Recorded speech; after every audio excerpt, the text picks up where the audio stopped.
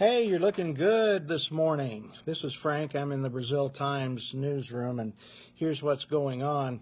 The Clay City Town Council met last night and learned that the Clay City water users may get a surprise in their water bills. Their water rates may be going up in Clay City. The Clay City water rates may be going up because the city is having to finance $140,000 by borrowing it from a bank, and the bank is insisting a rate study be done. So depending on the rate study, the water rates may be going up in Clay City. It was announced last night. John Wetzel of Midwestern Engineers Incorporated was at the meeting.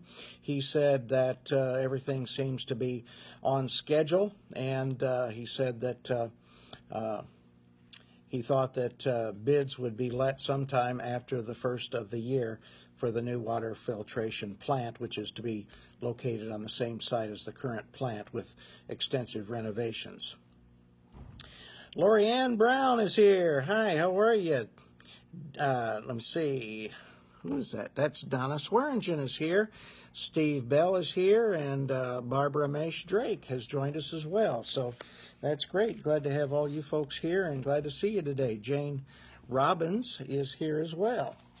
Well, let's see what's in today's edition of the Brazil Times. As we told you yesterday, the John Gregg for Governor bus tour came to Brazil, and you can read more about that on there. Plus, we have uploaded a video of that rally, so you can experience all of it for yourselves. That took place at Kennedy's Crossing. Yeah, hey, Steve, glad to see you. Let's see here. What else is going on? Well, we have more candidate profiles. The two candidates for county clerk were interviewed, and you can read their comments in today's edition of the Brazil Times. Joe Deerdorf is running, and so is Amy Ellen Knox Jordan. So you can see what they had to say there.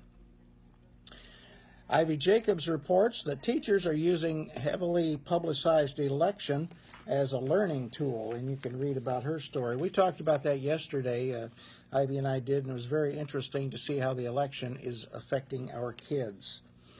We also have a story about the First Financial Bank drive to help needy children, so you can find out how you can help with that as well.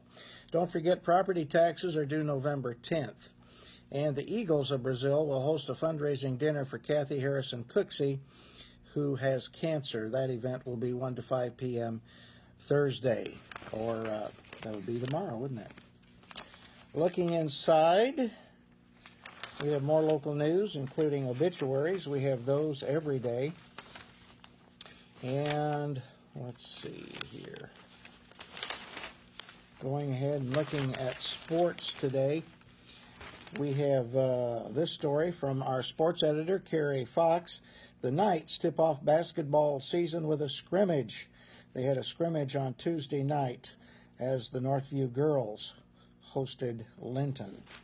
And Carrie has that story in there and lots more local news and sports in today's edition of the Brazil Times. So, anyway, it's going to be a great day in Clay County. I'm glad that you're here. And this is Hump Day. I mean, hey, it's all uphill from now. I'm Frank. I'm sure appreciate you coming by and visiting, and I'll look forward to seeing you when we get together out in public. See you later.